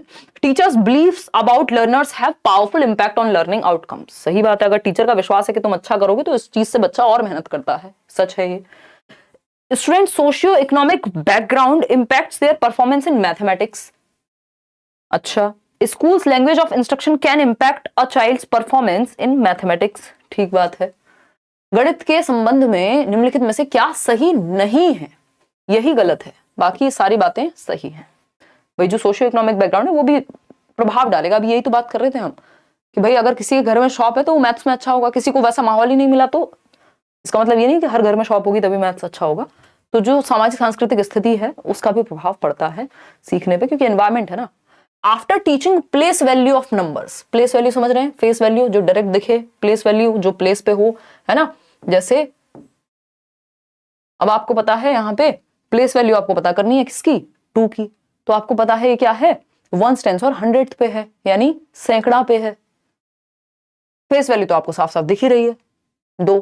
अ teacher gave the following question to solve. क्या क्वेश्चन है? टेक 2 डिजिट्स से 3 and 5, 3 और 5 2 डिजिट ले लो, मेक 4 डिजिट नंबर्स, 2 डिजिट के नंबर बनाओ इनसे, using both the digits equal number of times. 2 बराबर टाइम्स ही आनी चाहिए एक डिजिट में, तो 33 55 35 35। इस तरह से आप दुनिया भर के डिजिट्स बना दोगे, यूनिक भी होंगी ये। तो ये जो है कौन सी एक बात इस क्वेश्चन के बारे में सही है। इसको मैथ्स की तरह नहीं लेना है, बेसिक पेडागोजिकल अंडरस्टैंडिंग की तरह लेना है। It is an open ended question and gives opportunities to students to analyse and critique each others responses. चलो ठीक है। It is an example of closed ended. Closed ended में तो सिंगल आंसर होगा कि 3 और 2 कितने होते हैं? तो 5 होते हैं। ये क्लोज्ड एंडेड है। आपको ओपन एंडेड देने होते हैं ताकि क्रिएटिविटी बेटर हो, बच्चे का दिमाग खुले, डाइवर्जेंट थिंकिंग यानी अब सारी चिंतन आए। Multiple response to a question should be discouraged. नहीं भाई, एनकरेज होने चाहिए कि मल्टीपल तरीके से एक चीज को सॉल्व किया जा सकता है। कॉन्टेक्चुअल क्वेश्चन का एग्जांपल है। कहां कौन सा कॉन्टेक्स्ट है? यहाँ सेब, सब्जी, दुनिया, जिंदगी, कोई बात हुई है? नहीं हुई है, सीधा नंबर की बात हुई है। तो it is an open ended question. ये एक मुक्त उत्तर वाला प्रश्न है जिससे क्रिएटिविटी या डाइवर्जेंट थिंकिंग बेटर होती है, और ओपन एंडेड क्वेश्चंस ज्यादा बेटर होते हैं क्लोज्ड एंडेड से। जैसे ये जो क्वेश्चन है क्लोज्ड एंडेड है, 4 में से एक ही ऑप्शन सही होगा, ये क्लोज्ड एंडेड है, कन्वर्जेंट थिंकिंग है। वहीं जब हम बात कर रहे हैं कि इससे नंबर बनाओ तो वो ओपन एंडेड है और डाइवर्जेंट थिंकिंग यानी क्रिएटिविटी बेहतर होती है। तो होपफुली आपको ये छोटा सा सेशन पसंद आया होगा। वन शॉट का मतलब ये हम टू द पॉइंट बात करेंगे। सेशन पसंद आया हो आप लाइक शेयर सब्सक्राइब तो जरूर कर लीजिएगा। आजकल नोटिफिकेशन आसानी से पहुंचता नहीं है, अगर आप सब्सक्राइब करके बेल आइकॉन दबा के रखो अपना, ताकि सेशन का पता लग जाए। और कई बार आगे पीछे भी होता है तो टेलीग्राम वगैरह पे पता लग जाता है। ये पीडीएफ आपको टेलीग्राम पे मिल जाएगी। इसके अलावा be your own constant, tension लेनी नहीं है, पढ़ाई करनी है शांति से। जो केवीएस वाले दुखी हैं उनके लिए भी 6 और 7 को मैं अवेलेबल नहीं होंगी, मतलब मैं ट्रेवल कर रही हूँ आउट ऑफ दिल्ली, तो तब केवीएस के लिए कोशिश रहेगी कि कुछ सेशंस आपके, मतलब 2 सेशंस के थ्रू आपको ये रिकॉर्डेड मिल जाएंगे आपको, क्योंकि उस दिन लाइव सेशन आपका नहीं हो पाएगा। इसके अलावा बैचेस में तो दबा के पढ़ाई चल ही रही है। चलिए, टेक केयर, बाय बाय। धन्यवाद आप सभी का कि आप आए, बाहर आई। कल हम क्वेश्चन करने वाले हैं, मतलब अभी 6-7 को जाऊंगी, कल नहीं जा रही हूँ। कल 9 बजे हम मिलेंगे और 9 बजे तक यार मेरी क्लास ही खत्म होती है, 9:15 मिल जाएंगे। वो असर्शन और जो कथन और कारण वाले क्वेश्चन हैं उनको हम करेंगे। उनमें ज्यादा लोगों को समस्या आ रही है और इस बार भी वो क्वेश्चन आ रहे हैं, ठीक है ना। और एक क्वेश्चन ये मैं जनरली बताती भी हूँ इमोशंस पढ़ाते हुए, कि जो इमोशंस हैं उसमें आपके जेबी वॉटसन हैं जो 3 प्रकार के इमोशन बाय बर्थ बताते हैं। Fall, fear, anger, love. भय बच्चे में जन्म से होता है, क्रोध जन्म से होता है, प्रेम भी जन्म से होता है। आप बच्चे को उछालिए, डर की भावना दिखती है, फिर बाद में एंजॉय करने लगता है। एंगर, वो उसके फेस से दिखेगा आपको कि जब उसको जो चाहिए वो नहीं मिल रहा होता। लव, प्रेम भी आप देखते हैं कि वो एकदम, मतलब वो तो जिन्होंने बच्चों को देखा है वही बता पाएंगे। तो फियर, एंगर, लव, ये आपके 3 चीजें होती ही हैं जो जन्म से बाय बर्थ। चीजें मतलब बाय बर्थ क्या है? जन्म से ये 3 इमोशंस, 3 संवेग होते हैं। एक क्वेश्चन में नॉट पूछा है, पीछे जाओ। गुड नाइट भाई, गुड नाइट। देख लेते हैं एक बार कौन से क्वेश्चन में नॉट पूछा है, कौन से क्वेश्चन में नॉट पूछा है। बालिके बताइए जरा। हाँ, तो ए ऑप्शन था ना इसका। हाँ, ए ही तो है, ए ही तो है, सही तो है। क्या दिक्कत आ रही है? कहाँ समस्या आई है? सब सही तो है। इसमें भी नॉट पूछा है। अच्छा, okay, now I got it. मैंने इसमें गड़बड़ कर दी होगी। नॉट अ कंस्ट्रक्टिविस्ट थॉट, ऐसा होता है। बहुत अच्छा, कितनी अच्छी बालिका हैं आप। Not be a considered a feature of constructivist mathematics classroom. Role of language ठीक है, बच्चा एक्टिव है, एक्नॉलेज स्टूडेंट्स में कंस्ट्रक्ट ठीक है, objective types are used, primary means of assessment ये तो गड़बड़ है, connections between mathematics and other curricular areas चलो ये भी ठीक है। हाँ तो इसमें जो ज्यादा एक्टिव रहा होगा हमने उसको पकड़ लिया होगा, बाकी भी बच्चे को पैसिव नहीं कर रहे हैं, तो इसका जो सही आंसर है वो सी होगा क्योंकि नॉट पूछा है। तो क्योंकि हम तो बेस्ट आंसर चूज कर लेते हैं जब नॉट नहीं पूछा होता, लेकिन इसमें वो फिलॉसफी काम नहीं करेगी, तो सी ऑप्शन के सिर्फ ऑब्जेक्टिव टाइप का प्रयोग करें तो वो क्लोज एंडेड हो जाएगा। Objective type question close ended होते हैं जबकि हमें ओपन एंडेड का प्रयोग करना होता है। आज के लिए इतना ही, शुक्रिया, धन्यवाद। कल मिलेंगे 9:15 पे और हम कुछ क्वेश्चंस को सॉल्व करेंगे। कुछ क्वेश्चंस की प्रैक्टिस मैं कराऊंगी जितने में हूँ, और फिर तो एनालिसिस करेंगे पेपर का जितने में हूँ, मतलब धरती पे नहीं, अभी 6 और 7 को ट्रैवल करना है उससे पहले, है ना। चलिए टेक केयर, बाय बाय। और कोई आपकी डिमांड हो, कुछ आपको लगता है कि अभी हमें ये करना चाहिए, वो आप कॉमेंट्स में बता दीजिएगा, करेंगे, ठीक है। चलिए bye, good night, thank you so much, happy new year. आप सभी खुश रहें, समस्याओं से लड़ने की क्षमता आपके अंदर पैदा हो जीवन में, क्योंकि समस्याएं ना आए ये तो पॉसिबल नहीं है, फिर तो जीवन ही नहीं है, है ना। कि प्रॉब्लम्स ही ना हो लाइफ में तो ये तो संभव नहीं है, चाहे आप कुछ भी बन जाइए। तो वो क्षमता आपके अंदर विकसित हो कि आप जीवन में बेहतर बन पाए, मैच्योर हों, प्रॉब्लम से सीखें और एंजॉय भी कर पाएं जीवन को, है ना।